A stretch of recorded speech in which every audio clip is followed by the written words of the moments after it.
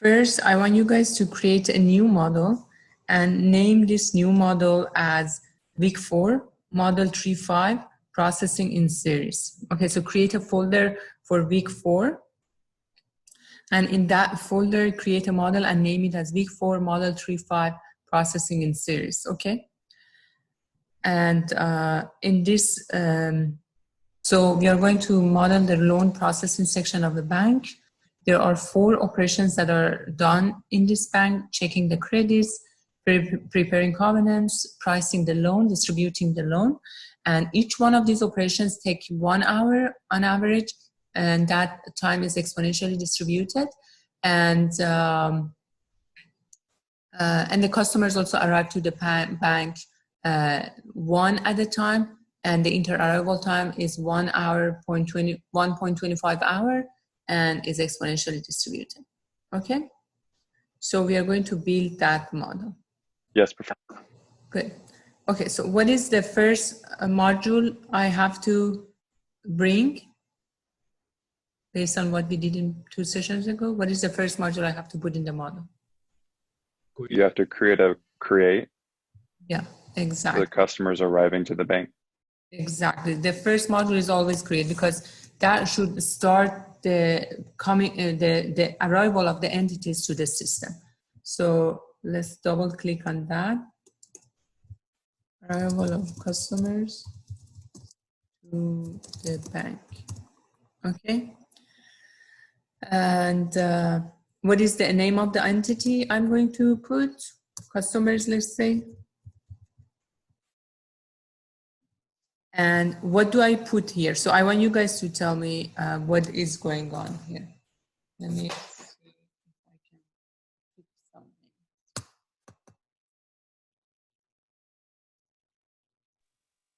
You leave it random or exponential, and then put 1.25 for the value.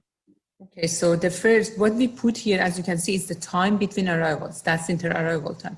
And I said in the problem statement that the inter-arrival time is exponential. What is the value is 1.25. And what is the unit? It's hours. So we are going to just leave that as hours. Okay. I'm going to call your name, guys. Yes, sorry, I was just on mute. No worries. Can you tell me what is entities per arrival? I put here.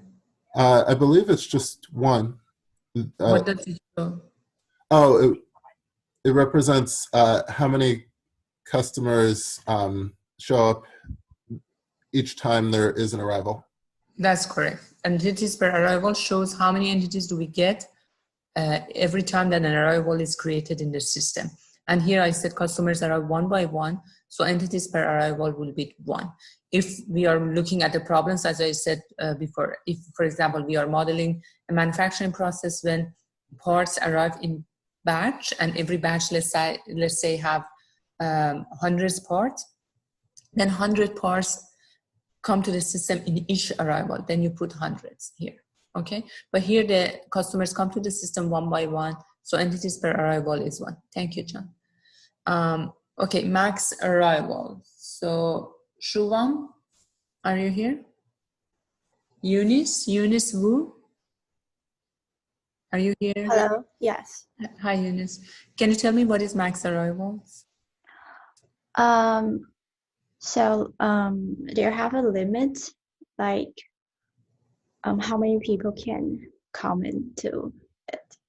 Yeah, so that shows if there is a limit on how many entities can come to the system, we put that in max arrivals. What does the number infinite show? Here is infinity. What does that mean? So like, so there's no limit for like how many customers can go inside. Okay. When it's infinite, it means there's no limit. And for as long as we run the simulation, customers are going to be generated by the simulation and are going to arrive to our system. Okay? Okay. Thanks, Eunice. First creation. Can you tell me what is first creation? It is, if you put like a non-zero value in here, it means the first arrival is delayed until that's the value you put in. Yeah, exactly. When we put 0, it means that entity can potentially be generated as soon as we start the simulation. Okay.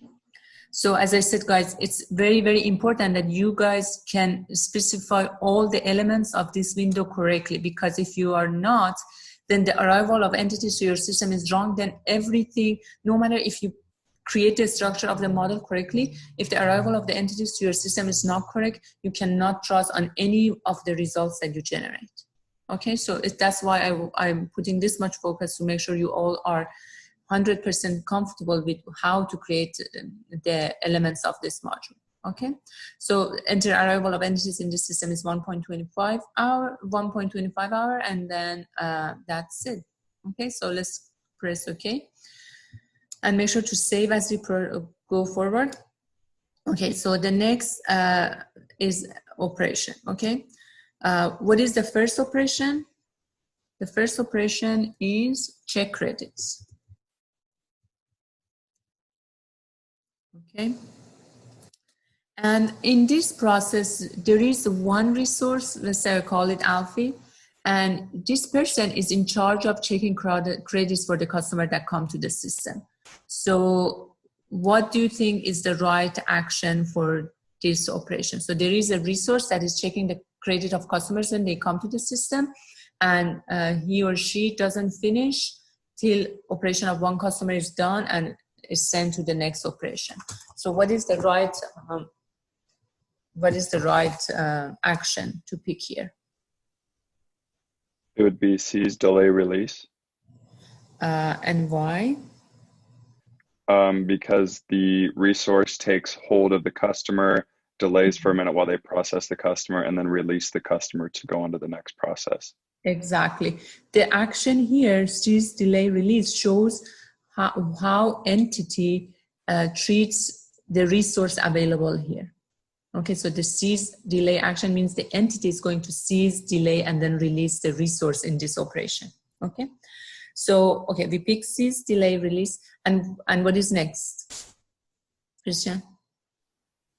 We have to add the resource if there's like multiple tellers or if there's just one teller.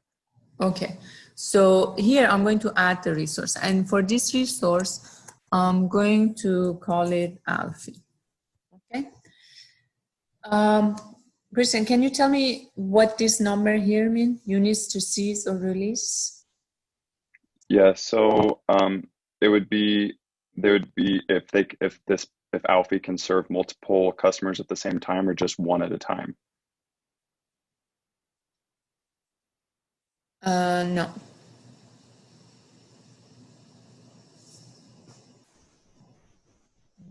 I think it means how many tellers are needed to serve one customer. Exactly. So the resource here, the operations and actions and everything is like what entity wants. Entity is going to do seize, delay, release. And then units to seize or release here is that when entity comes to this point, how many units of resources the entity needs to seize or release. If one person is enough to provide service to a customer, then unit to seize or release is 1. That means we don't need more than one person or one teller to help us with processing the credits, with checking the credits. Okay, so it doesn't show how many entities a resource can process. It just shows when an entity gets to that point, how many resources the entity needs to be able to be processed. And 1 means the entity needs only one resource, one Alfie. Let's say if I call this agent 1, we need only one agent at this point. Is that clear, Christian? That makes sense, Professor. Thanks. Sure. Okay, so here, when the entity gets to this point, we only need one person to help with checking the credits. So the units to seize or release is 1. That's that's a very, very, very important point for you guys to not get confused. We will talk in a minute about how many Alfies we have in the system to do the credit checking, but no matter what, when one customer gets to credit check, they need only one agent to help them. And that's this number, that's what this number 1 means. Okay. And then we also said that checking credit takes 1 hour exponentially distributed.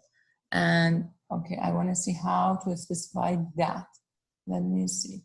Chichuan, Lin, are you here? Yeah, I'm here. Okay.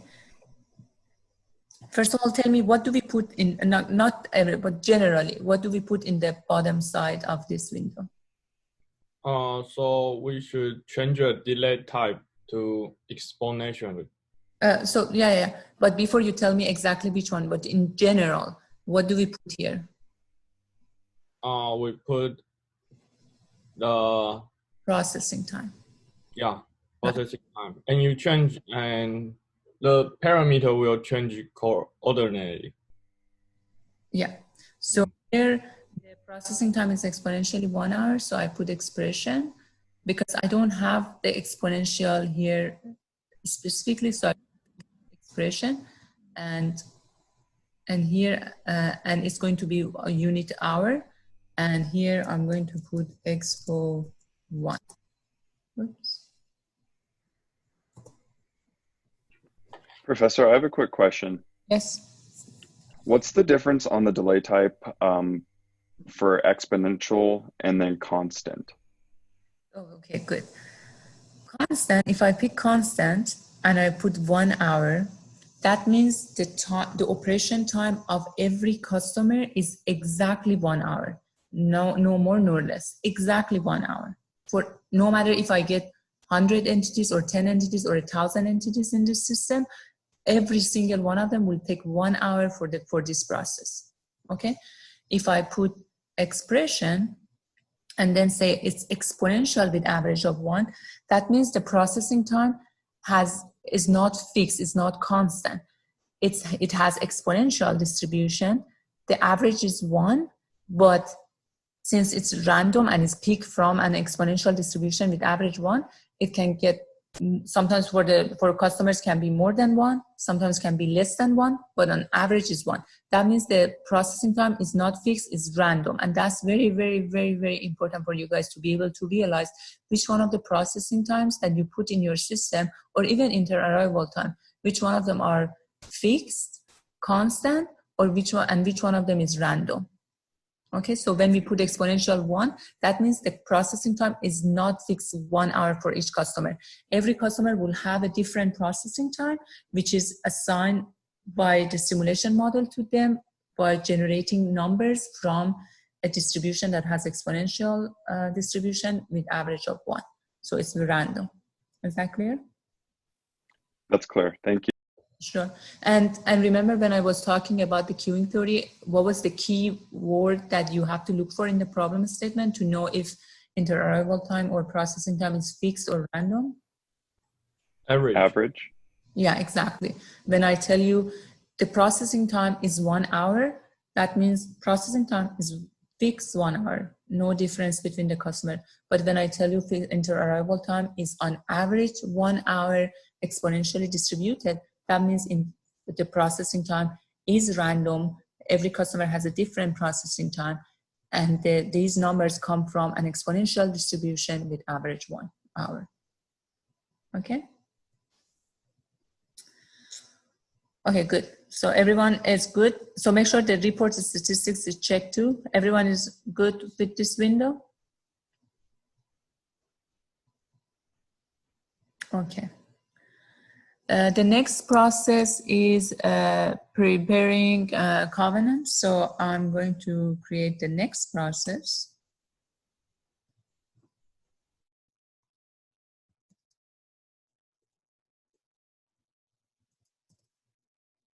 Okay.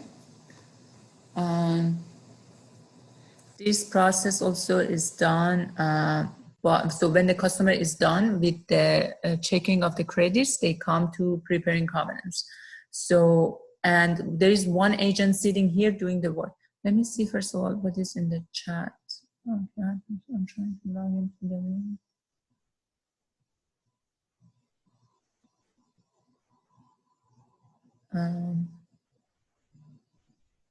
So sorry guys, I'm looking at the chat. Give me 1 second.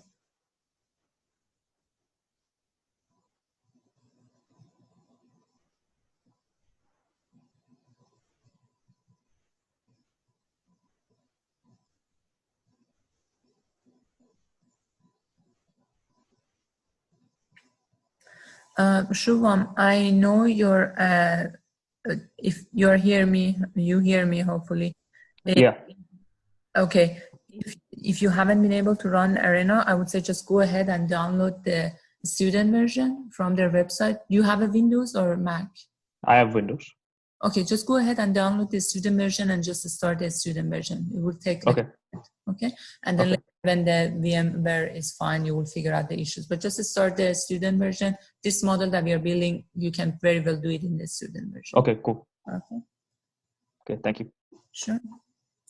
And Vikang is okay so far. Okay, sorry guys. Okay, let me see. Ehsan, are you here?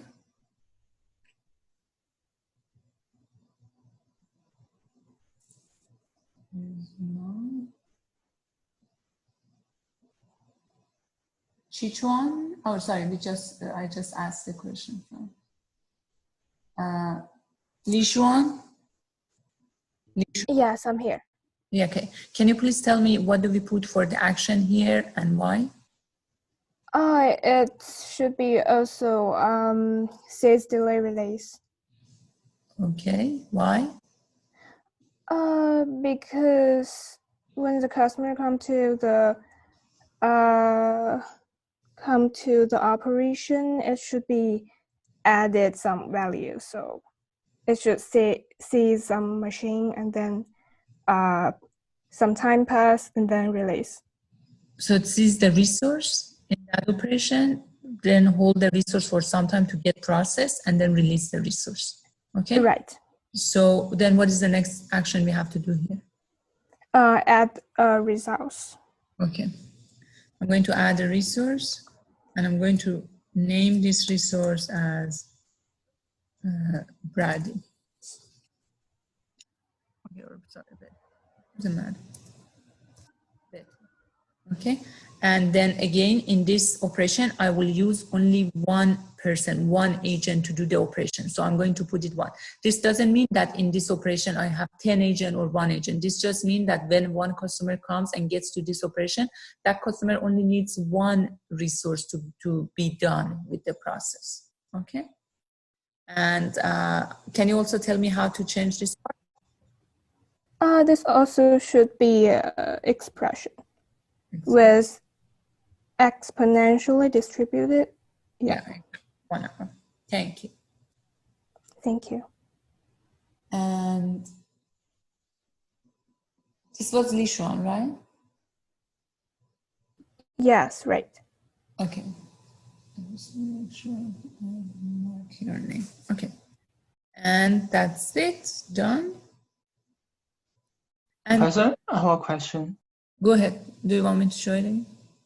Yeah, could you tell me what does the allocation means? I mean, the value added, I'll see that. Actually, that's the one that I wanted to talk about. Very good question. So guys, this part is also important as well. When we, if you remember in 2 sessions ago, when we look at the report that was generated after running our model, some part of it was that, okay, how long will the value added work in the system took? So that means the time that we spend here on the customers is adding value to the final product. So we are going to check the credit of the customer. We are going to prepare the covenants and so forth. So these are all the added value time that the customer will receive in the system.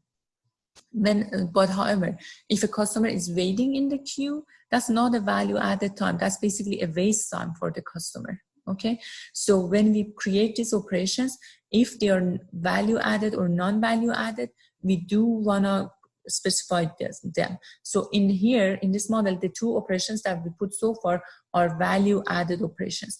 But however, if for example, I'm modeling a manufacturing system and in that manufacturing system, I put a operation and in that operation, I'm just changing the tools. so when the next operation, when the next entity comes or the next operation is done, I'm just changing the tools and preparing the machine. That will not be a value added time for that entity in the system. So I would consider non-value added time. So I want to be able to minimize that preparation of the machine time to almost zero if I can, okay? So this part helps you to divide the times that the entities would end up spending in the system. If it's a value added time, meaning that that's an operation that adds some value to the entity. If it's non-value added time, maybe just some wait time or some operation that really doesn't add much value. We also later will have scenarios when we also add transfer time, meaning that for an entity to go from one location to another, for example, if you're modeling a manufacturing process, your entity goes onto machine 1 and then wants to go to machine 2. But it's not that there is zero transfer time between these two machines. So maybe there is a forklift that comes, picks the entity from machine 1 and then take it to machine 2. In those scenarios, you want to add that time as a transfer time so that at the end when you generate the model, when you generate the results, you know how much time is value added time, how much time is waiting time and non-value added, and how much time is just the transfer time that anyway will be in the system because of the layout of the factory. Okay, so we will go through all of these scenarios, but here we want these two operations to be value added, meaning that they are operations that should be done in the system and they add value to the final entity. Thank you for the question, Mr. Professor, what is the difference between the waiting time in this allocation and the waiting time in the queue? Sometimes the waiting time in the queue is automatically calculated by the system. We don't need to do anything, okay? The simulation automatically basically tracks each entity, and as soon as they join a queue, it starts calculating that time as the waiting time of the operation. But sometimes we may have an operation that it's not implicit in the system as a waiting time. We want to specify a specific operation ourselves that has the nature of waiting, and in that scenario we can put it in the waiting category. And if we do that, when the simulation generates those waiting times, it not only puts the time that the simulation automatically calculates when the entities join each one of these queue, but also it considers, for example, the waiting times that we ourselves add to that operation as the waiting time. Okay, so if you have a specific process that has the nature of waiting for the entities and you want to specify that, then you can use waits. But for most of the models we do in class, that's not the case. Usually the waitings are the ones that the simulation automatically calculates as soon as the entities enter their lines. Okay. Okay, thank you. Can I ask one more question? It's about the arrival process. Go ahead. Yeah, could you open this? Open the window. Yeah. Yeah. About the first creation time, is that means it's the delay between you start the system and the first creation of customer? Yeah. So sometimes we are modeling systems in which, for example, maybe multiple entities come to the system. And let's say we are going to let the regular customers to enter a bank from 8 a.m. and then we let, for example, this type of customers to start from 10 a.m. Okay, so at DMV, for example, this happens again. This type of work can come from 8 a.m., but people who want to come for example, renewing the license and so forth should show up from this time afterward. In those scenarios, if we have entities that come to the system at or they can start coming to the system at different times, we can use first hour to tell the simulation that, yes, for these entities, for example, if the start of our simulation represents 8 a.m., for the first creation for the entity that can come from 10 a.m., I would put 2, because that means these entities can be generated and they can come to the system after 2 hours from the start of the simulation, assuming that the start of the simulation represents 8 a.m. and the time that these entities are allowed to come to the system is 10 a.m. Yeah, okay. I mean, I think the if I choose the type of is the random exponential distribution, and the first creation should be like is in a distribution, not a specific someone created by the system. So if that means the if I put 2 in the first creation time, it means that after 2 hours, we start to create to use the distribution to create customers, right? You mean 2 here in the value? I mean in the first creation. Yeah. So, and remember, for each one of the entities, we generate a different create module. So entities, if I have 2 entities that are coming to the system, customers that start coming from 8 a.m. and customers that are coming from 10 a.m., I create 2 different create modules to represent each one of the customers, regular customers, and let's say, I don't know, license renewal customers. And for the first one that they can come from 8 a.m., I would put 0 because the start of the simulation in my system means 8 a.m. And for the customers that can come from 10 a.m., that have to come from 10 a.m., I will put the first creation at 2 to represent that they can come to the system after 2 hours from the start of the simulation. Okay, I got it. Thank you. Okay. No worries. Okay. Professor, excuse me, I have a little bit problem about the first creation. Can the first creation could be a expression function or random variable, or it has to be a fixed number? No, it can be expression too. If the start is, so pretty much everything in the simulation that you can put a number, if you right click, you can build expression too, meaning that it shouldn't necessarily be a fixed number. If the start of the arrival of the customers to the system has random nature, you can define an expression here and put a random number or a complex expression, whatever it is. Thank you, Professor. I also have a question about in the process part about the resource. Okay. Yeah, it says about the unit to seize or release. It could be like a integer, which means how many resources we need to deal with this each coming. But the problem is when we set a number greater than 1, but there's no way for us to set how many resources to release somewhere.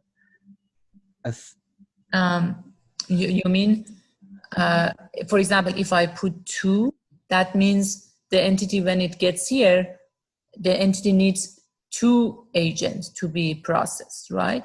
But your question is that where do I tell the simulation that I have 2 agents? Is that your question? Yes, exactly. We get to that in a minute. Just wait, please. Okay? I really appreciate it. Oh, no worries. All good so far? And I don't know if for you these 2 operations were automatically connected or not, but if not, later we will use these connect operations to connect all these operations. So no worries at all. So make sure you save your model, guys, as we go forward. So then the third one is a third process. And in this third process, what we are going to do? Distribute, no. We are going to price loans. Price the loans. And again, the type of action is going to be seize delay resource, meaning that when the entity gets to the system, it's going to seize the resource, they delay the resource to get the operation, and then release the resource. So I need to add a resource here. And for this resource, let's say I'm going to say Doris is going to do this job. And I'm going to leave it as 1, the units to seize or release as 1, meaning that I just need 1 agent at this point to help me to price the loan, okay? And this operation also will take exponential, it has exponential distribution 1 hour, and it's the value added time. Okay, and make sure the reported statistics is checked too.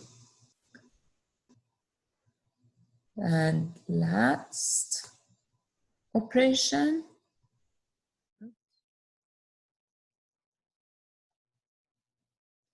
And last operation is distribute funds.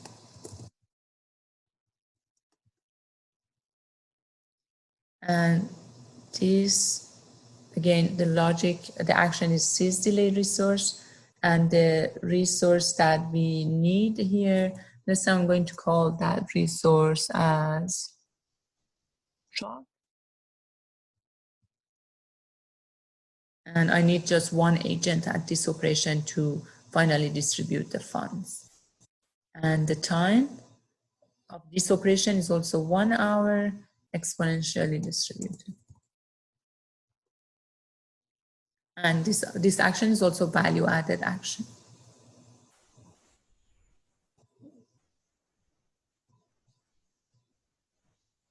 Make sure to save, guys.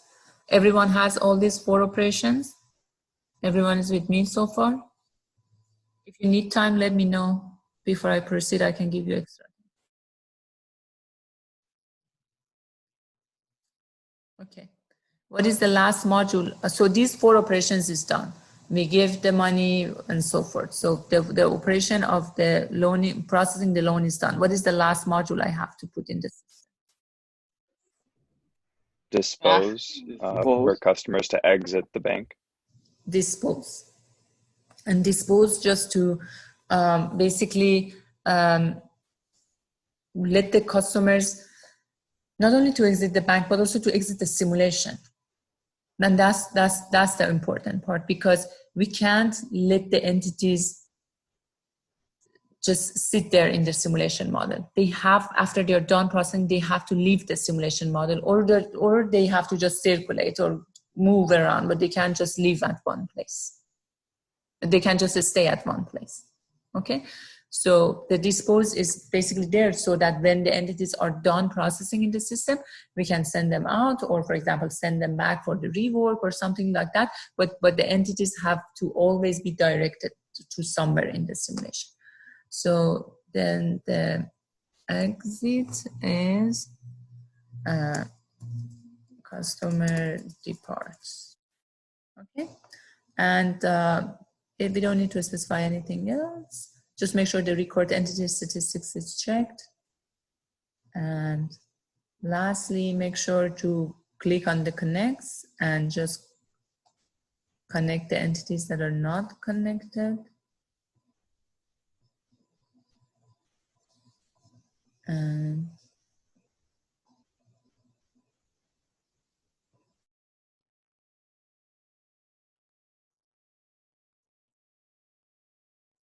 okay.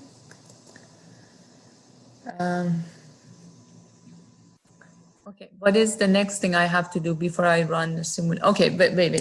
I want to just talk about one thing, resources that I mentioned. So how can I see the information of the resources? For example, if I want to tell the simulation that in each one of the operations, I don't have just one agent. I have, for example, 4 agents at each one of these operations. Where can I go to specify those information to the simulation? Project bar. In the resource in the menu. Yeah, exactly. So, and remember these modules, we call them data module.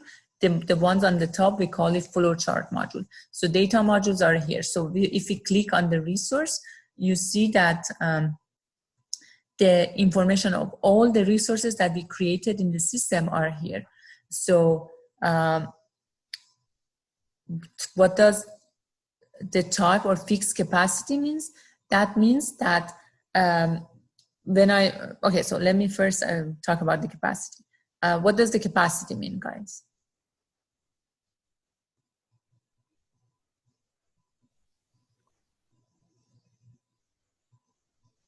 Keishin Wang, are you here? Hi. Hi. Can you tell me what this capacity column in this resource window means? Is it because the customer is one by one and they can service for one customer each time? No. Oh, sorry. Professor, No, is it? No. Go ahead. Is it how many of that particular resource are available for use at the time.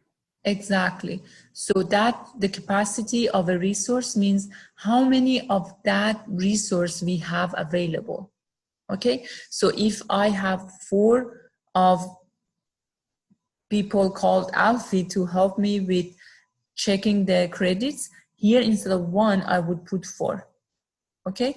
And so the number here, so if I put 4, that means in the first operation, I have 4 resources. I have 4 different people. How many of these 4 people are going to be used for each customer? When one customer comes to checking per credits, I have 4 agents sitting there. 4 people are sitting behind their table, available to check credits. One customer gets to that operation. How many of those people are going to be used to check credits for one customer? Should be 1 because we set the cease delete release. Exactly. That number is 1 because here we picked as unit of the resources to seize or release is 1. So only 1 of those people will be selected to service each customer. However, at that point, at that operation, we have 4 of the 4 agents available. Okay. So here is where we specify how many of the resources are for each operation, how many resources we have available to help the entities, to process the entities. So I'm just going to leave it as 1, meaning that at each one of these operations, I only have 1 agent to do the work. And then the fixed capacity means that the number of agents that are available at that operation is not going to change during the simulation. For as long as I run the simulation, I have only 1 agent available in that process to help the customers. Sometimes we will learn to model the simulations in which number of available resources is not fixed. For example, if we model a Starbucks, for example, between 8 to 10 a.m., we may have 5 people, 5 agents, 5 resources that are helping. And then between 10 to, 3 p.m., we may have 3 resources. And then between 3 p.m. to 9 p.m., we have, again, 5. In that scenarios, the number of resources that are available at a specific operation is not fixed. It's changing throughout the simulation time, and we will learn how to specify that. But fixed capacity means whatever you specify as the capacity of the resource, meaning how many resources are available from that resource, is just fixed throughout the whole simulation. Okay, so make sure you guys learn the type, because we are going to play with these 2 columns, type and capacity, a lot. I'll talk about the other columns when we get to them, so it's just too early at this point. Any question so far? Okay, make sure to save. Okay, before I run the simulation, where do I need to go to change how long I want to run the simulation and so forth? I'm going to run setup. options. Exactly, Run setup. Setup, exactly. So here, I want you guys to put again, we are going to just have 1 replication. We will have 1 chapter about the idea behind replications and how we can define the number of replications that make sense and so forth. So no worries about it. For now, we are going to keep the number of replications for all the models we are building for now, and in your homework, just keep it as 1. Replication length, how long we are going to run the simulation. So pick 160 hours. Okay. And then for the base time unit, also you pick hours. Base time unit is the time unit that we will see when we look at the report. If you pick it as hours, for example, it shows all the times that are generated in the report will have hours as the unit. Okay, so replication length, just keep it as 160 hours, and base time unit, just keep it as 1 hours too. That's okay. Oh, just one more thing. We are at replication parameters. Go to the project parameters and make sure statistics collection in terms of the things that you want to be reported for you. The simulation collects a statistic regarding the entities, regarding the resources, regarding the queues in the system, and also regarding the processes. Each one of these 4 processes that we put in the system, I want the simulation also to report some statistics related to them. So make sure these 4 checkboxes are checked and then press OK. So this is in the project parameters. Okay. Then press OK and then press save and then run the simulation.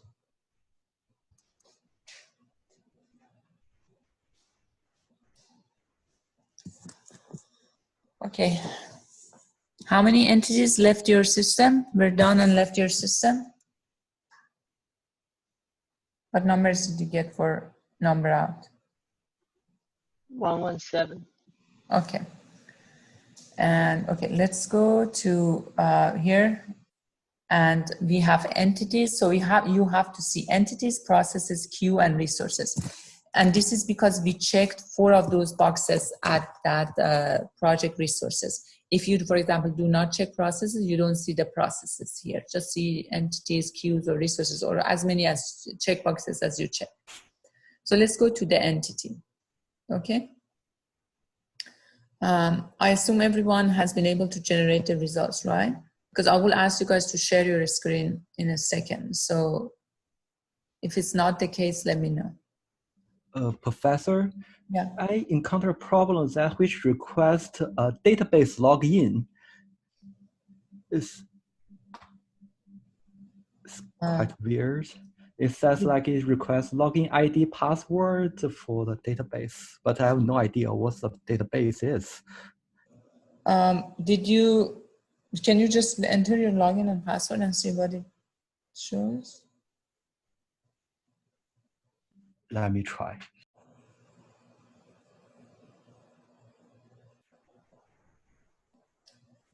Okay, I'll go over this and then I'll look at the models that you guys have developed so far. Okay, for entities. Let me see, there is a comment. Okay, so someone has answered. Can you check the chat? And then someone has answered your question. Are you checking the chat?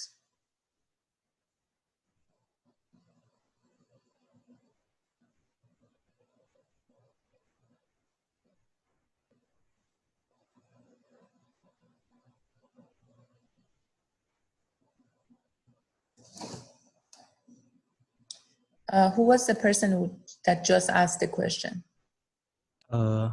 It's okay. me, Hao Chen. Okay, can you check the chat? The Hongui has answered your question. It seems you have to save your model in the VM, not in your computer. Is that correct? Have you saved your model on your computer?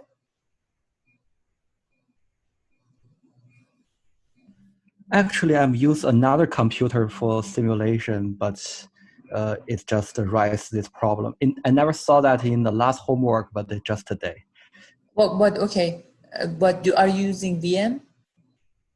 No, I'm using another individual computer. Okay, so you just installed it on that computer? Yes. Okay, then maybe, I think do you have access on that computer? Yes. Last time, like last homework, it works well, but this time I don't know why. Okay, it's the same computer then? Yes. Okay, save it as a new file in a different location, see if that helps. Okay? Okay, I will try. So, thank you. Sure. So guys, let's go through this. What does VA time means? Recall names?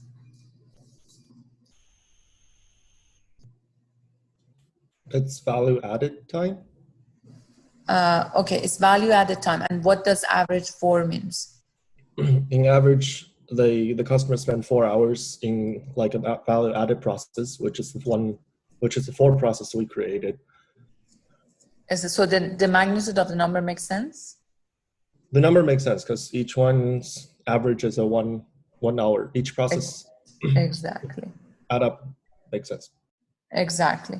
And what does minimum value and the maximum value show? It shows the minimal and not maximal of value added time per customer going through the whole simulation. Just the value at the time. Just the value added time, yeah. Mm-hmm. Christian, can you tell me what these numbers mean, Christian, right here? Yes, you're talking specifically for the value added? Or any one of the rows. So what minimum value and maximum value mean, and why do we even observe them? So because, as we stated earlier, because these are exponentially distributed, they're not always going to be constant numbers. So you're going to have a max value and a min value at some at each line item. So what does minimum value show exactly? Tell me, what does that mean?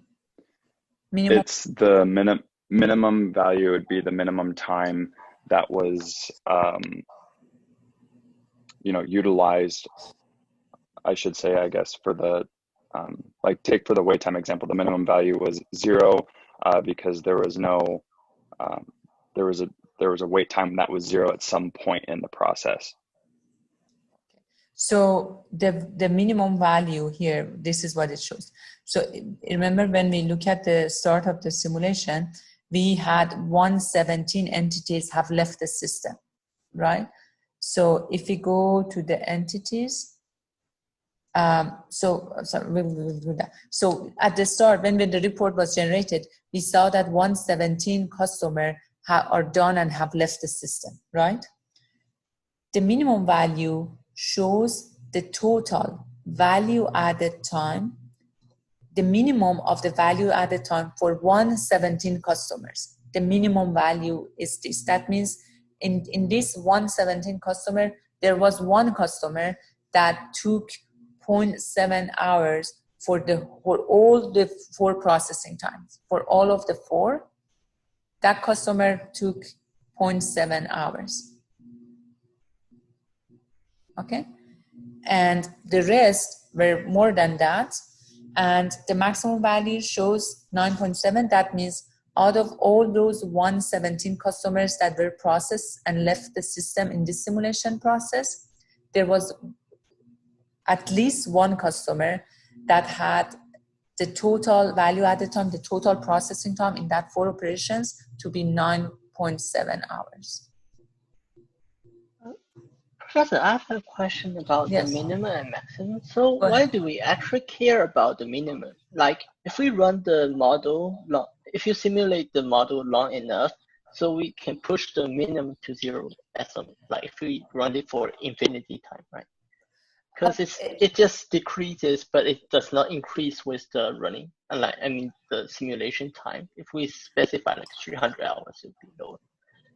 It doesn't. So the simulations, the processing time, value added times are coming from for each one of these 4 operations are coming from exponential distribution with average 1. So it's not that if you run it for infinity, it finally will get to 0, or it will get to infinity. I mean, if there is a single customer that completes like incredibly fast, then it would just become very small. And if you run the model for longer and longer time, the chances increase. Like there is a single customer that runs very, very fast and just push this number down. No, I understand what you mean. So it's not that.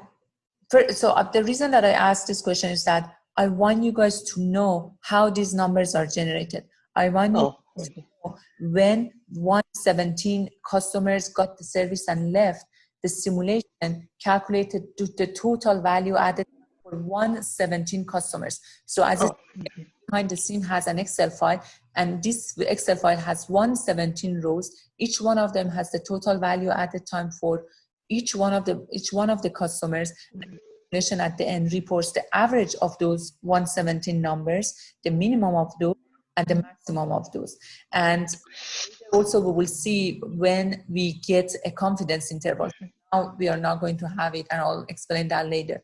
But later we can also report confidence interval on those numbers that are generated. So the reason that I mentioned is that I want you guys to know what simulation generates behind the scene.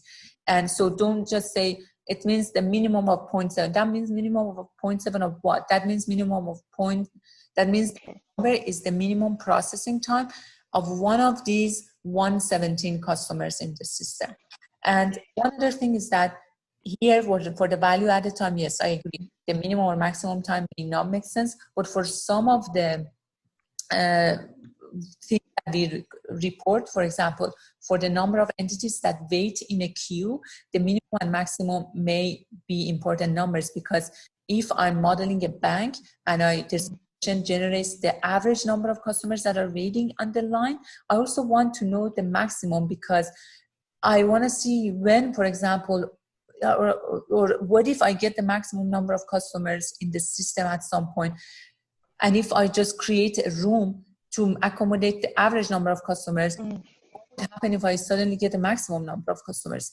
How we overwhelm and so forth. So for these specific things, these numbers may not make sense, but for some of the parameters that we look and when we report, these numbers make a little sense. Okay, good. Thank you. Sure. Okay. Non-value added time is 0 because we didn't have any. Wait time is 11 hours. And so can someone tell me what is this wait time?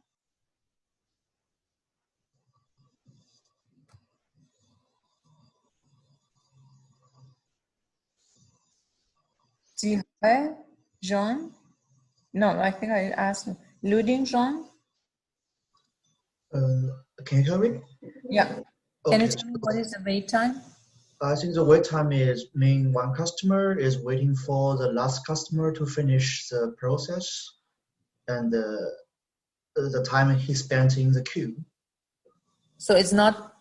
So so the first sentence that you said is not completely correct. So the wait time is the time that the customers are waiting in the queue. Okay. So. Yes. It's because what you said is as if I'm the first person in the queue and I'm just waiting for the guy with the agent to be done. So, but if I'm the person in the queue and there are 10 people ahead of me, that's still my waiting time. No matter if I'm the 10th person in the queue or the first person in the queue, all of this is my waiting time, right? So wait is basically the time these customers are waiting in the queue. Okay, and we have 4 operations here. Each one of them has a simple queue. Has a queue associated with its own, and the total time that the customers are waiting in those queues is 11 hours. Okay, and obviously minimum and maximum, that means at some point we have had a customer that didn't wait at all, and that's probably the first customer, right? I mean, at the very least, our first customer in the system, because as soon as the first customer entered, he or she didn't need to wait for anything. He just went to all the operations one after another and was done, so no waiting time. And at some point also, we have had one customer who waited about 22 hours in the system to finally be done. Sorry, Professor, I have one question.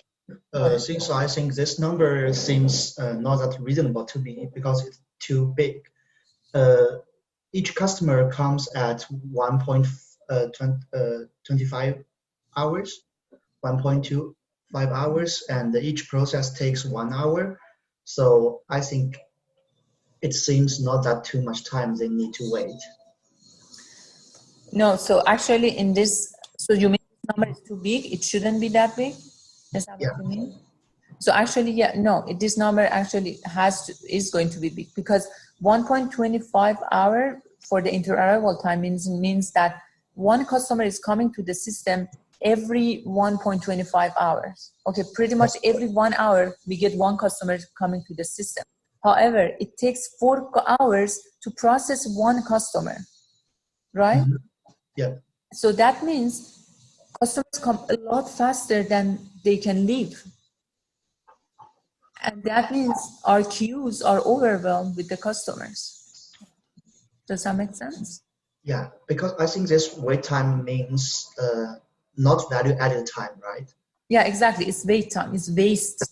It's not value added time. So that's why it's not in the value added time. It's just the wait time that the customers spend in the queue. And the reason that this number is high makes sense in our model because customers come to the system almost every 1 hour. We get one customer in the system. We spend 4 hours in the system before they are done. So we get a lot more customers than the ones we can process and send out. So it means that our queues are going to be overwhelmed by all these customers that are coming to the system. Okay, got it. Thank you. Sure. And how about transfer time? We don't have any specific time in the system specified as transfer time, so it's 0. Other time 0, and what is total, guys? Let me Keshin Wang, did I call your name? Yeah, total time is the VA time plus waiting time, right? So yeah, so the total time is basically the sum of all these times on the top. But here in this model, we only have value added time and wait time, so the total time is just the sum of these two. Okay, but if we had, for example, non-value added time and the transfer time and everything, then we would see those in the total time as well. But total time is important because it also shows the total time that the customer spends in your system from the point that they enter till the point that they leave. And for a lot of manufacturing processes, that's the number that shows the cycle time and is important to know and report. Hi, Professor. Here, a quick question about the total time. Okay. For the total minimum time, I'm not sure where is this number come from, because it's not like the sum of other times. For the minimum value? Yes, because we just have the minimum value at time, right? In this part, but the total time is 1.4.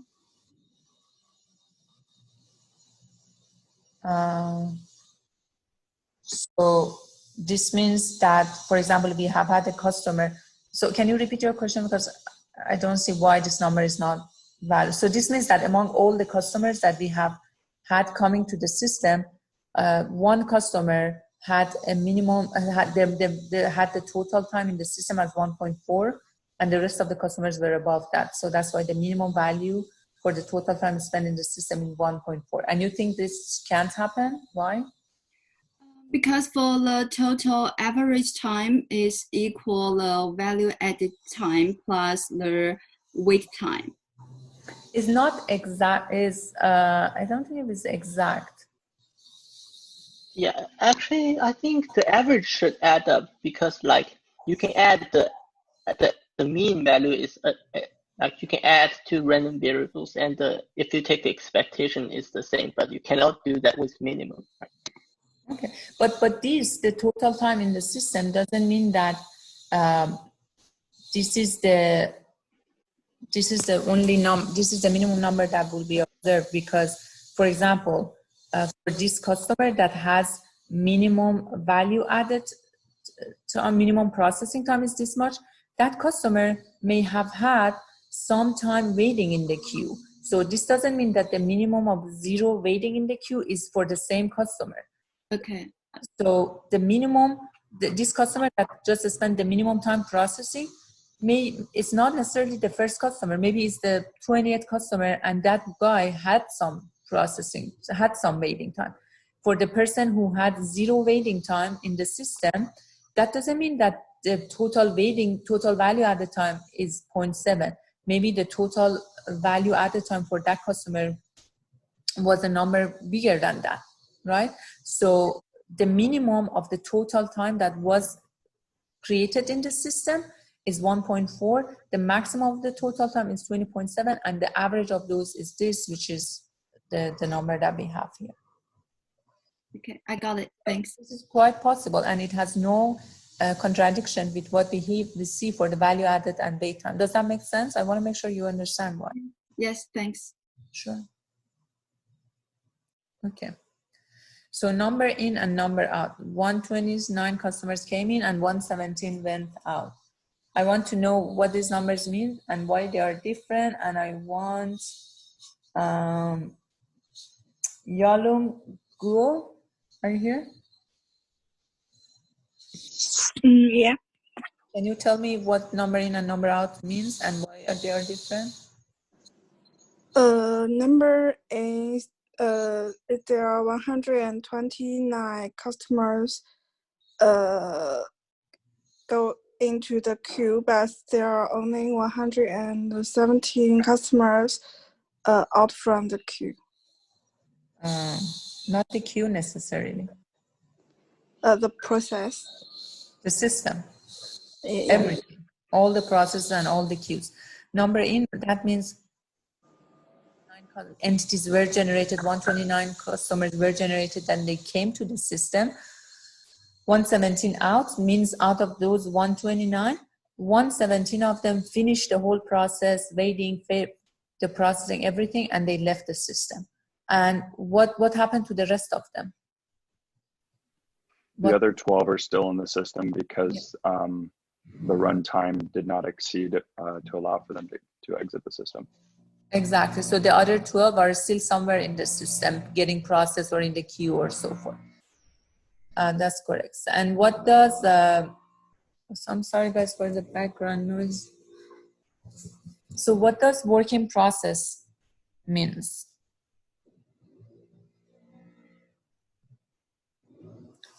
Let me ask.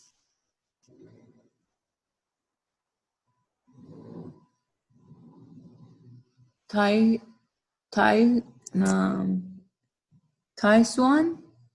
Oh, no, wait, I asked. Lingji, are you here? Yes. Can you tell me what does work in process means, WIP? Maybe that means the number of custom arriving and minus the number of custom leave out. Sorry, guys. Oops. Okay.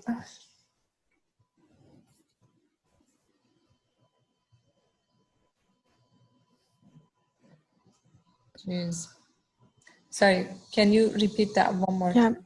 The working process means the number of custom who are still in the system. Exactly. The number of people or entities that are still in the system, either in the queue or getting processed, is 12. And in a manufacturing process, even in a service industry like a bank, is that number is better to be high or low?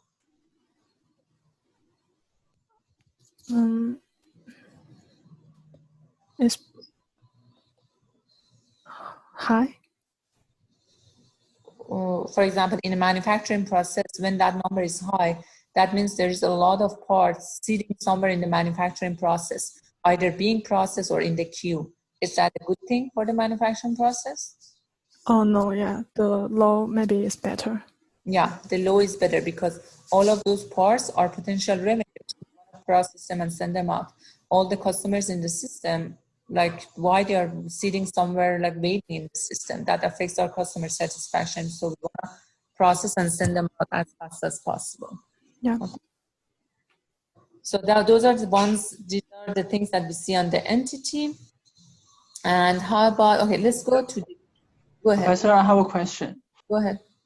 It's about the working process. Is that means that at any time I look at the system, there should be on average 12 persons in the system? Exactly. Not exactly, on average. At some point there have been 0 people in the system. At some point there have been maximum 21 people in the system. But on average, there are 12 people in the system getting processed somewhere or being in the queue, on average 12. Okay, thank you, Professor. Sure. Okay, so let's go to the queue. I'll get back to the processes in a second. So let's go to the queue and see what are the numbers that we see here. Okay. Waiting time, what does the waiting time here means for each one of the queues? So here, you see that when we had the entity, the waiting time was for each entity, the total waiting time. the waiting time in each one of the queues for each one of the 4 operations, okay? But here, for when we go click on the queue, we can see the total, we can see the waiting time in each one of the queues one by one. Instead of seeing the waiting time in total, we can see it queue for each one of the queues separately. So for example, we see that the second operation, the distribute funds, is the one that has where people waited a lot more than other queues, for example, almost twice as the time that they waited in the first queue. And so we can see which one of these queues contributed to that total waiting time. And also the other thing that we can see is the number of people waiting in the queue. That's also important. If you are, for example, thinking about how much room we have to put before each processes, or how many seats we have to leave for the customers to wait or sit there before they can be processed. These numbers, these averages, and these maximums can help us to see how to design the waiting area so that we can accommodate as many as customers as possible. Okay, so that's the number of people waiting in each one of the queues and the time that they wait in each one of the queues. And if you remember, when we were talking about the queuing system, these were one of the things that I told you that every queuing system wants to know: the number of people waiting in a queue and also the time that they are waiting in the queue. Okay, so this easily report those numbers for you. Any question on this part?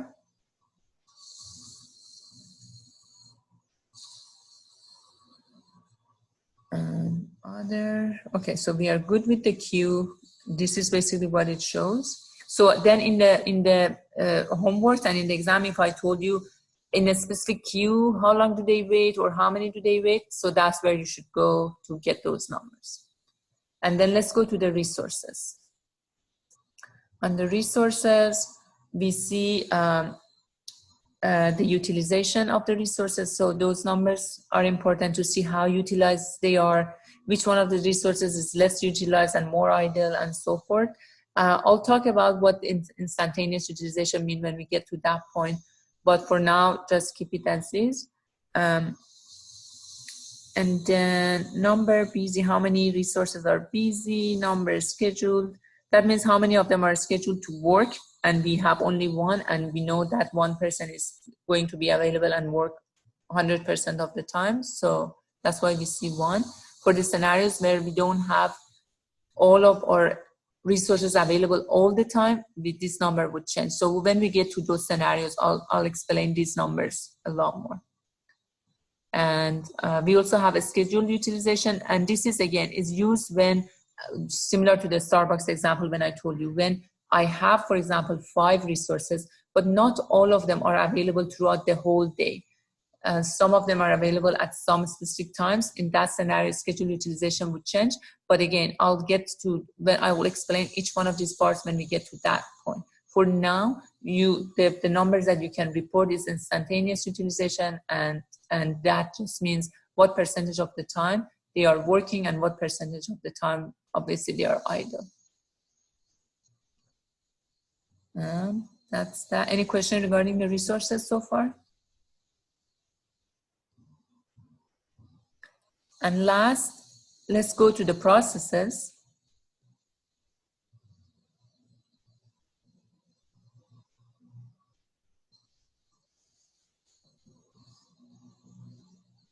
Okay. Okay, so go to open the processes and then click on time per entity. So this is what I have. I want someone to tell me what these numbers mean, the value added time per entity for these processes. So let me, Mohammed, you are not here, right? Ehsan, Mohammed? I am here, actually. So each value added time here is the average time of that process that takes. So we had that all process on average takes 1 hour, but it makes sense because it's very close to 1 hour. And we have the minimum value and maximum value. So these are the average times that each processes. in the system takes. So a customer go to check credits, it takes on average 1 hour point 02. Okay, yeah. So these are the average of the time that they spend in each one of the processes for 117 customers that have left the system. Okay. Yes, exactly. 17 customers, these are the average of the time they have spent at each one of these operations. And these numbers seems to be correct because this average that we observed for this 117 customer is close to the average of 1 hour for that we entered for those processes that we said each process takes on average 1 hour. Yeah. Thank you. And then how about here, wait time per entity? So for each process, they have a wait time to actually enter that process and then do the value added job.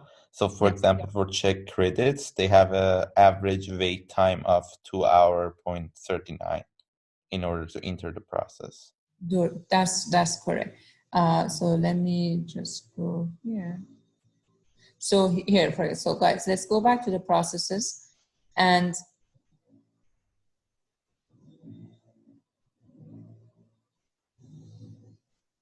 okay. So wait time per entity. That means before the entities have to wait on average this much time before they get to this operation.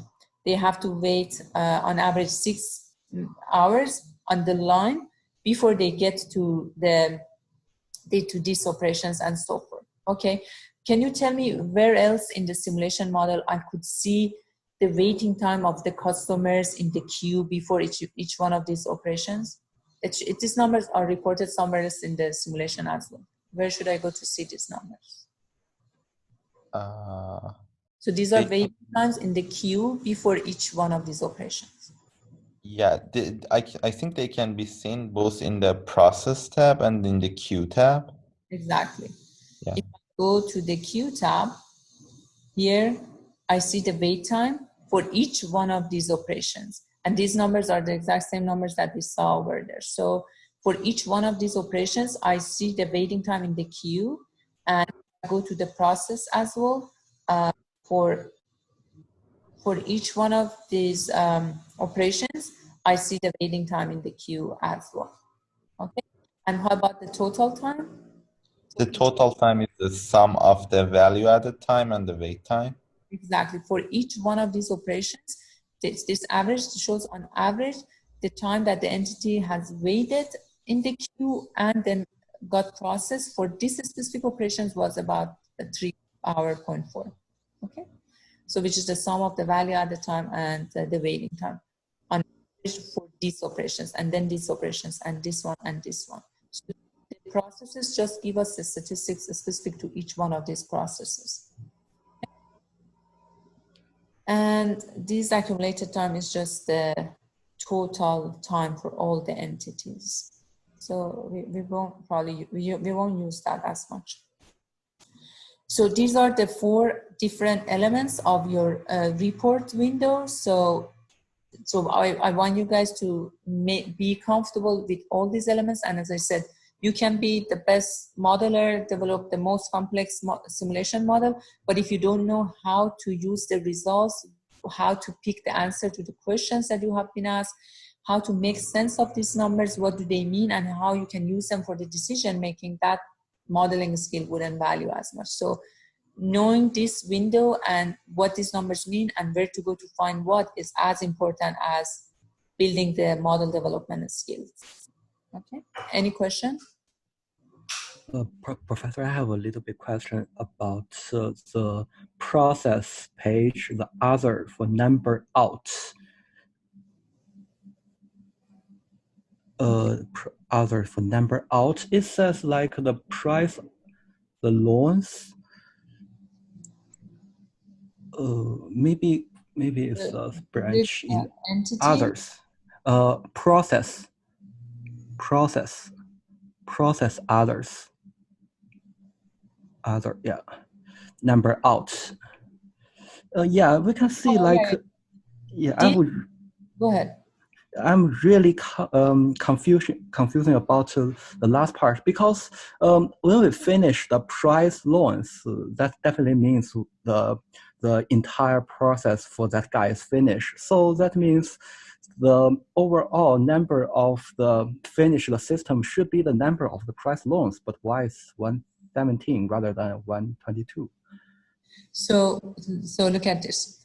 So if we look at the processes, the check credits was the first operation. 128 customers came to get this operation done, okay? And 128 of them get the first process and done. Then they went to prepare covenants. So this is the second operation. So all of those went to the second operation, and they also were able to finish the second operation. This is by the time we stopped the simulation after 160 hours, okay? So all the customers that finished the first operation, they all could also finish the third operation. And then they got to the price loans, which is the third operations, and only 122 of them could finish that operation within the 160 hours of simulation time. So the rest are still waiting in the queue or just getting that process. So 122 of them were done and left. And out of 122 that were done and went to the last operation, distribute funds, only 117 of them finished and left that process. Okay. So I see. This makes complete sense. And also it makes sense because the initial operations process more customers, and as they got to the processes toward the downstream of the process, then we have, as you can see, we have less customers that finish and left.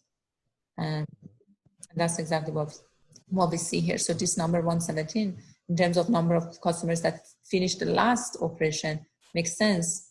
And given the total number of out of the customers that we have 117. Does that make sense?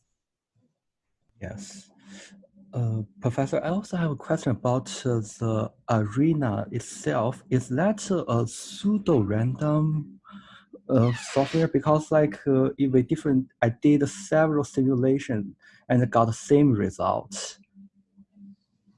I think what happens is that in one simulation, when you run the simulation, so it has a string of random numbers. Okay, so it has like these strings like lengths of millions, and in these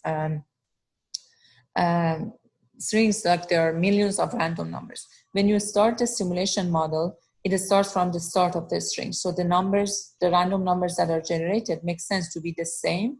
So you get the same results every time that you run the simulation. However, if we run this same simulation for multiple replications, then, for example, it uses, I'm just giving examples, the first 100 of the random number of this string for every random number that we need in this model.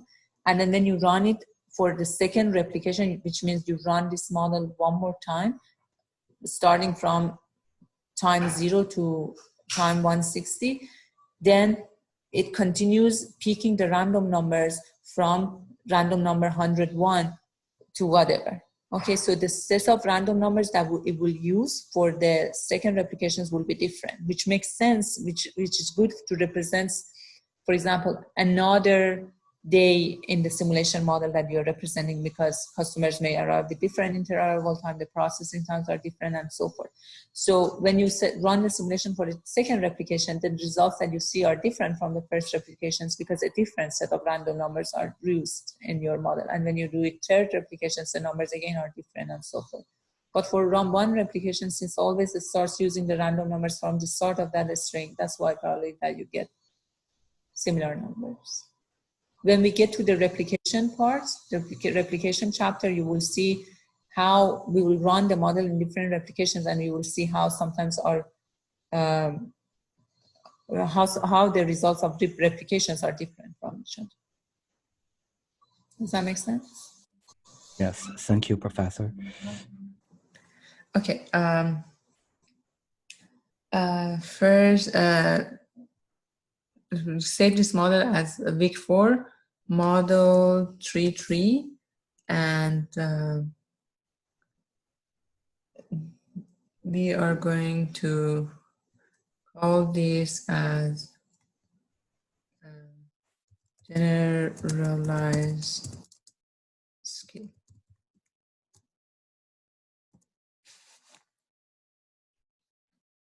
Okay, Week 4, model 3.3, generalized skills. Save. Okay. So in this model, what do we want to do? In this model, it's a similar process. We are still going to model a bank. Customer arrives every 1.25 hour to the bank. Inter-arrival time is exponentially distributed. However, in this setup, we don't have one agent doing each one of these 4 works, checking credits and so forth. Each agent can do all of the work. So when a person comes to an agent, that agent will be responsible for checking credits, preparing covenants, pricing the loan, and distributing the loan. So that agent will do all 4 operations all together. Okay. However, we have 4 agents in the system. So we have 4 agents, and when customers come, they go to one of the agents, anyone that is available, and they are there with that agent. The agent will take care of all the operations, and when the person is done, then he or she is going to leave the system. Okay, so this is the model that we want to capture here. Is that clear to everyone what we are trying to do? Okay, let's go to our model. So first, like any model, we have to create the entities in the system. So customer arrival. And I'm just going to go through the process. So it's exponential. The inter-arrival time is exponential, 1.25 hour. The customers arrive to the system one by one for as long as we run the simulation, and they can be coming to the system for as long as we run the simulation. And the entity that we are going to use is customers. Okay, very exactly similar to what we created in the previous model. Okay, and then I'm going to create a process. So this process, remember, as I said, in this simulation, when a customer comes to the system, they go to one agent, and that person will take care of everything. Okay, all these 4 operations that we had in previous model, that person will take care of all of them. So here, I'm just going to say processing the loan. Okay, and the type of action is again seize, delay, release, because when an entity gets to this step, the entity is going to get a hold of an agent, seize the agent, is going to stay there to finish the processes, that's delay, and then finally is going to release the agent and leave the system. Okay, so now I need to add a resource. I'm going to add a resource, and I'm going to call this resource just general agent. Okay, and again, what should be the unit, guys? The units to seize or release. What should be this number? 4. Why? Because you state in the problem statement, you said that there's 4 agents available for the resource. There are 4 of them available, but what does this number show? It should be 1. Why? Because the customer only needs 1 agent to process the loan. Exactly. This number is still 1 because the customer still needs 1 agent to finish everything. As long as 1 agent is idle, the customer can go get the service. That agent will take care of everything, but just 1 agent is enough for that customer. So when the customer comes, the customer will need to seize, delay, release 1 agent. Okay, the seize and release is only for 1 agent. So that's important. Christian, is that clear, boy? Yes, that's correct, Professor. Thank you. Sure. Okay. That, and then how about the delay type? The delay type is obviously not constant, not normal, not triangular. And then its expression is going to be in hours. It's value added. How about? So my question is that what should we put here? Should I put expo 4 because each operation takes 1 hour. Should I do that, or should I put expo 1 plus expo 1 plus expo 1 plus expo 1? So the point here is that I want to create a model as close as possible to the previous scenario. Okay, so which one of these I have to put in the expression to represent the processing time with that agent, knowing that the agent, that one person, is going to take care of all these operations, and still the time that the agent is going to spend for each one of these operations is going to take exponential time with average 1 hour. So which one of these makes sense? Should I put expo 4, which means that the processing time for all these operations, the whole processing time with that agent takes exponential distribution, average 4 hours, or the processing time is expo 1, 4 of them added together, meaning that that's the total processing time for the customer.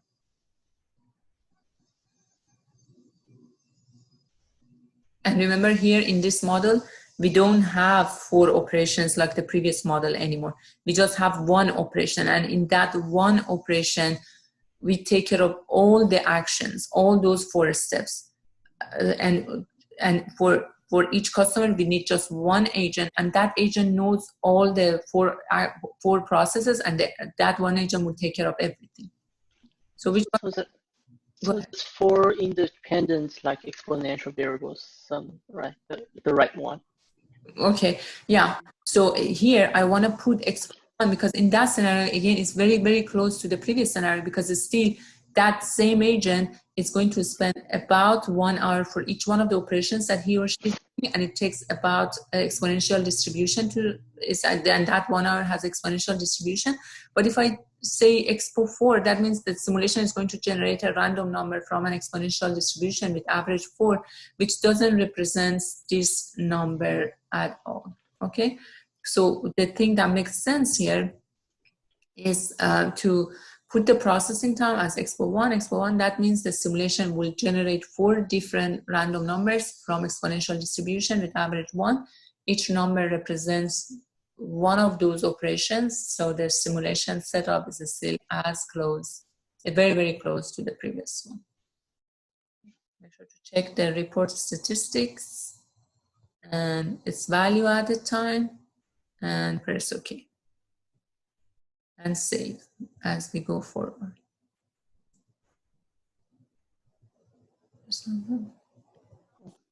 Okay. Just like use an Erlang distribution for that? Which one? Can we just use an Erlang distribution for that? Does it support that? We can use Erlang with parameter 4, but for now, just simply keep it as expo 1, and that would be. And then,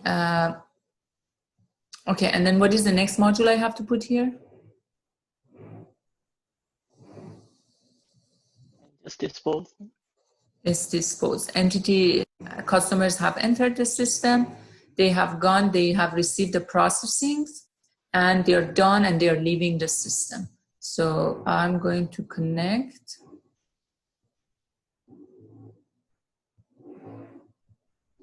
And for the dispose, I'm just saying customer leaves. Okay.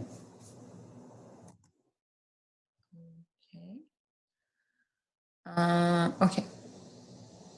So now, is everyone okay with the structure of the model? We have 1 operation. That operation includes all the 4 previous actions that we did. So here we don't have, in this model, we don't have specialized agents anymore. In previous model, each agent has a specialty in his own or her work, okay? But here, every agent can do all 4 steps.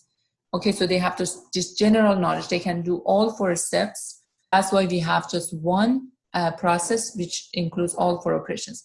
So, but if you remember, I said, yes, 1 agent can take care of all 4 operations, but here I also have 4 agents in the system. Where can I specify that? Because here in the resources, what I specified was 1, meaning that when one customer comes to the system, that person needs only one resource to take care of all the operations, and the customer is done and is leaving. But where in the simulation I can tell that, oh, I have 4 agents who are working in the system. I think eventually we'll go to the resource data module. Yeah, the Exactly. capacity. I have to update the capacity. So the capacity will be 4, meaning that I have 4 agents in the system, and these 4 agents are going to be assigned to the customers that get to that operations one by one. If all of them are full, all of them are busy processing the customers, then customers are going to wait in the line till finally one of those agents is idle, and the next customer is going to go to that agent, and so forth. So that's the structure of the system. Okay. And let's run it. Set up. Again, we want to run it 160 hours. And for the base time unit, which means the time unit that you will see in the report, just keep it as hours too. And for the project parameters, make sure entity, resource, queues, and processes are checked. Okay. And run the simulation.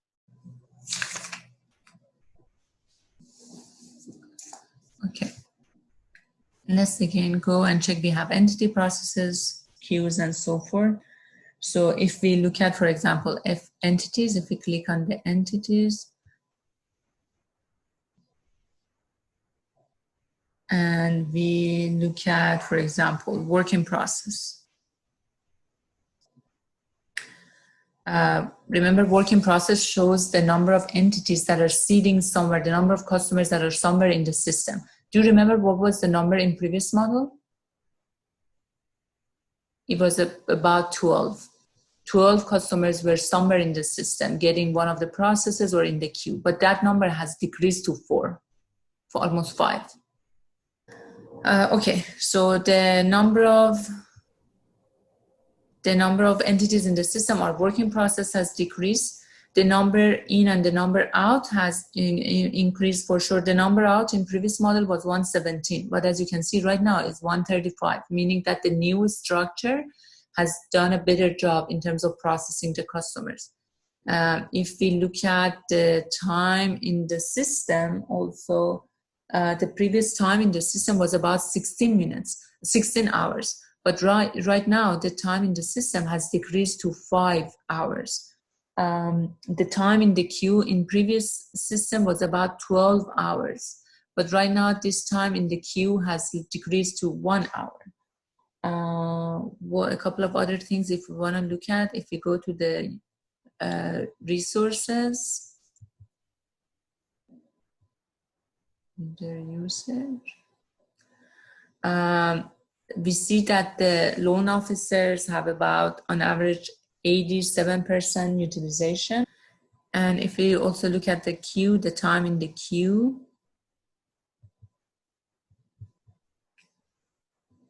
if you look at the time in the queue, as you can see, it has also decreased significantly. And pretty much everything. Processing times are still about the same because we haven't changed the concept of the processing time as much, okay? So as you can see, with the new structure, we observe better results in terms of number of number of customers that are waiting somewhere in the system, either to get processed or being processed. The work in process has decreased to 4 from 12. That's a very, very good number that affects customer satisfaction. Within the same amount of time, 160 hours, we have been able to process more customers.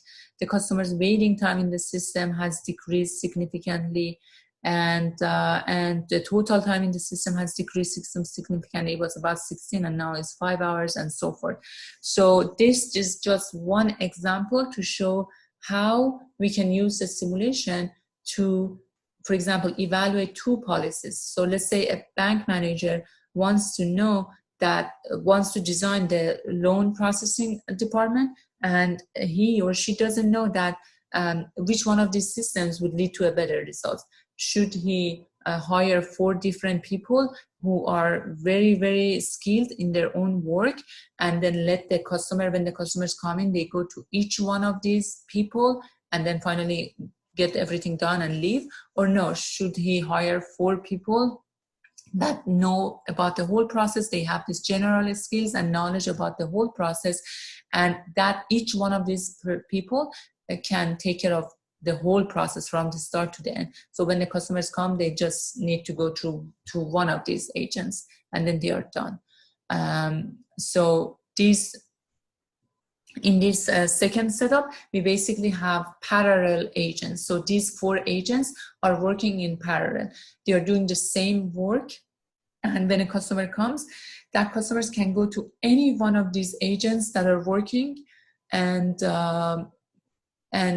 then when the customer is done and is leaving. So as you can see, we saw better results in the second setup. So that's just one simple application of simulation as how you can evaluate the performance of different systems with different setups. Any questions so far, guys? And one more thing I want to mention, guys. So what I want to do in this model is that I want to remove any source of variability in this model. So I don't want to put any variability. So what are the sources of variability in this model? First, tell me that one. What are the sources of variability and randomness in this model? The arrival process, the processing time for each process. That's one. What else?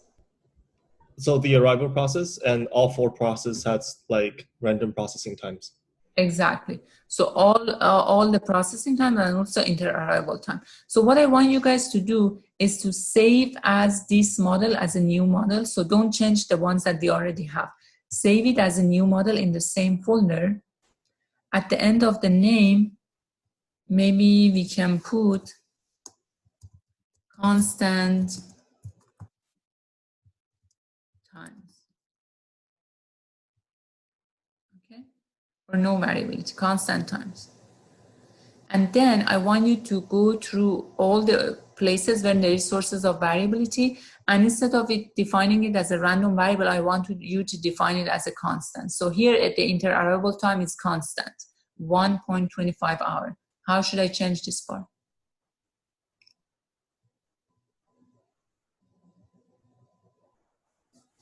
You just click that and select from the drop-down menu to the constant. Constant, 1.25 hours. The customers still arrive one at a time for as long as I run the simulation, and from the start of the simulation, they can come to the system, okay?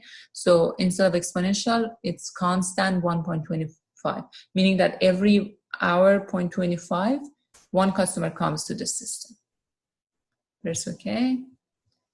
And for each one of the operations, I want this to be constant. Instead of exponential with average one, I want it to be constant. So I go here and I pick constant, 1 hour. And the second one,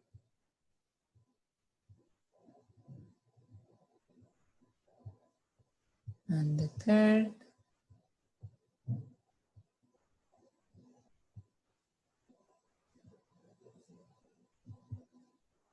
and the fourth.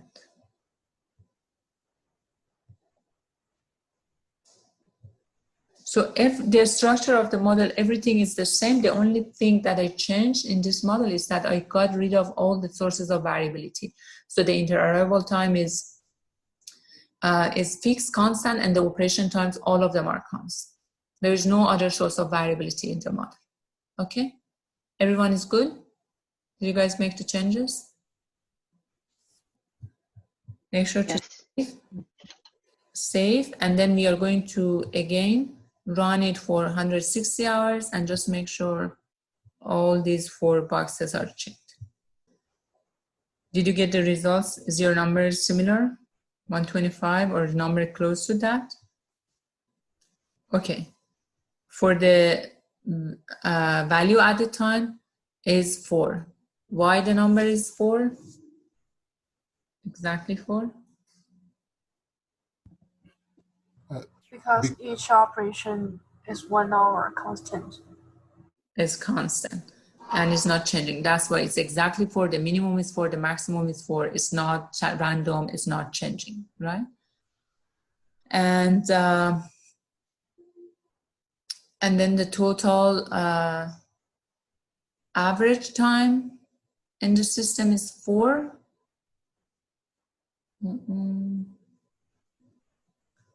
Total work in process is 3.17.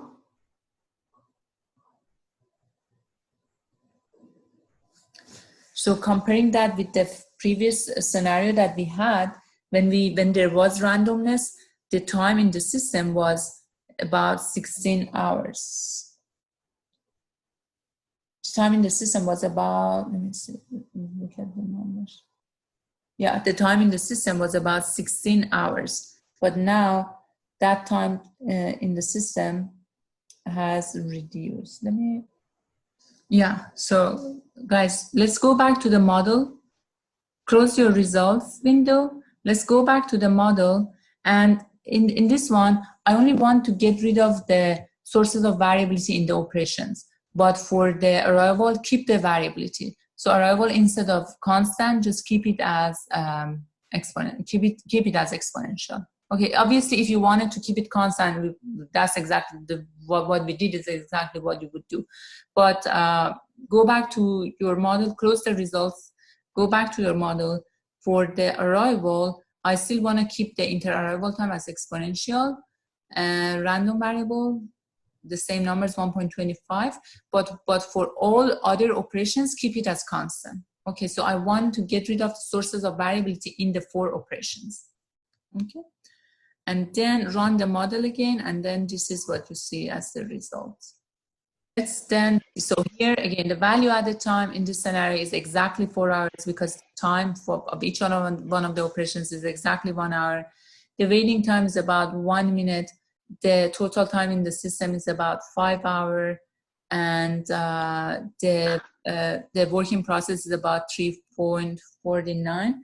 And if you remember, in the previous scenario, when there was randomness, when the operation time was not fixed 1 hour for each operation, the working process was 12 hours. Okay. And similarly, for example, if I go to the resource, is there a question? So if I go to the resources, for example, I see the utilization of the resources have changed as well. In the previous scenario, the utilization on average was about 80-something%, but here the utilizations of the resources is about like 65% or so forth. Okay, so this is just one example to show you how as I told you, how the inputs to your model, if the processing time is constant or random. If it's random, what type of distribution it has. How about the inter-arrival time? Is it fixed or random? If it's random, what type of distribution it has? How changing those inputs to your model can significantly change your numbers. So, and that's why if you remember in the first session, I said sometimes modeling or simulation things are not received positively, because they say, oh, garbage in, garbage out, which means that no matter how good your simulation is, if the data that you put in your simulation is not correct, the numbers that you get from the simulation won't be correct and reliable as well. And we just saw that how changing the processing times from random 1 hour for each one of these operations to constant 1 hour, how it changed the outcomes and outputs of the simulation. So if you were doing this model for your company or in your consultative job, the outputs of these two simulations are significantly different, and so it's important that which scenario you would consider, the randomness or without randomness. If we do the same scenario for the other model as well, when we use the generalized formula, then we use the generalized scheme with just one operation that would take care of all of this, again, the numbers would be different as well. So that's basically the message of this part, to make sure that you have a good understanding on what is the situation with each one of these operations, if it's random or constant, and what is the distribution. So in the real world, if you're modeling this process and you have no information about the processing time of these random processes, or inter-arrival time, what would you do? Imagine you are doing your consulting job or the job at your company, and you have to develop this simulation model, and you have no idea of what is the processing time, what is the inter-arrival time, and so forth. What would you do? I think maybe I would just let somebody collect some data on it to get a like rough estimate of how the inter-arrival time looks like, at least, instead of like putting them as a constant number. That's correct. So if I don't have any information regarding the data that I need, I will collect data. So I will stand by the bank entrance and I will record the inter-arrival time between consecutive customers. And maybe I do it for the whole week or maybe a month, or I will hire an intern to do that for me so that I can collect hundreds and hundreds and hundreds of rows of data related to the inter-arrival time. I would collect data on the processing time of each one of the customers with each one of these 4 agents. So I will stand there and I will collect data on how much the processing time of each one of the customers took for each one of these operations. And I will make sure I collect data for at least hundreds, 200 customers. And then what would you do from there? You have collected data and you have it. What would you do from there? How would actually like look at the maybe I'll look at the histogram, or to estimate the distribution, or estimate the parameters. So looking at the histogram is definitely the first good step that you have to take. So I plot a histogram using the data that I have. That histogram will help me to get a sense on the variability that I observe. Do I observe a lot of variability or not much variability? If it's not much variability, if the variability is really, really little, maybe I can consider some of those as fixed number. If there is a lot of variability, then there is definitely randomness. And then the shape of the histogram helps me to get a sense on the distribution of that random variable. If it's bell-shaped, and so maybe it's similar to a normal random variable. If it's some between like some minimum and some maximum and is not going that much up and down between them, maybe it's uniform. So with the drawing that histogram definitely helps you to get a sense of the distribution of that random variable, but that's not the most scientific way to conclude on the distribution or the parameters. So definitely drawing the histogram is the first step that I would do to get a sense, but then I would use other tests like goodness of fit tests and so forth to see exactly what distribution is, what type of distribution that data represents, and what would be parameters of that distribution. So in the statistics, there are a couple of really good reliable tests that you can use for testing the distribution of the data. That's that. Okay. Any question, guys? Okay. I know that I assigned the simulation model for the first homework to you guys, and in that homework, I asked you guys to answer some of the questions that you had to get from the output window. And I know that in that session, 2 sessions ago, we didn't have enough time to go through the output window. We did have that chance today to go through the detail of the output window. If for any reason you guys need to update your homework and resubmit it again, that's fine with me. You have by tonight to update your homework and resubmit it again. If you want to make any changes, if now you have a better understanding of the output window and that helps you to change some of those numbers, that's fine with me. You have by tonight, by midnight tonight, to update and upload your homework again. That was the individual homework, so everyone should should have done it individually. And that's that. So given what we have learned today, I'm going to assign a new homework to you guys. And I think this new homework will be group-based. I will put that in the instruction. So if it's group-based, I will mention that. If it's individual-based, I will mention that. So make sure just follow the instruction to see how it will work, how to do the homework. And also I want to make sure that every one of you has emailed me regarding your teammates. And everyone definitely. So right now, if you want to make sure, if you go to Blackboard, on the left side, you have to see the number of your group. If you do not see any number for your group, then you have not been assigned to a group. And do not send me your group members in the chat. Make sure to email me. I usually, when I assign homework, I usually give you 1 week of deadline. So if I assign it sometime today, you have by next Monday. Any other question? Also, I have a question about like the actual numbers in the report. So is it okay to be a little bit off? Because like, for example, for the example you showed on the lecture, I got like a little bit, very small difference between my number and your number, but it's just not exact. So I'm wondering, it's okay if because as I said, in the simulations we are using different random numbers, especially if you're using your personal computer. There is a good chance that our numbers are different. But sometimes it is like exact. So exact, I believe that it's wrong, but like sometimes it's just a little bit different. I'm not so sure. No, that's absolutely okay. So that's not a big deal. However, that's why I said that even in one replication, even if you run your model for multiple replications, the results are different just because different random numbers are used.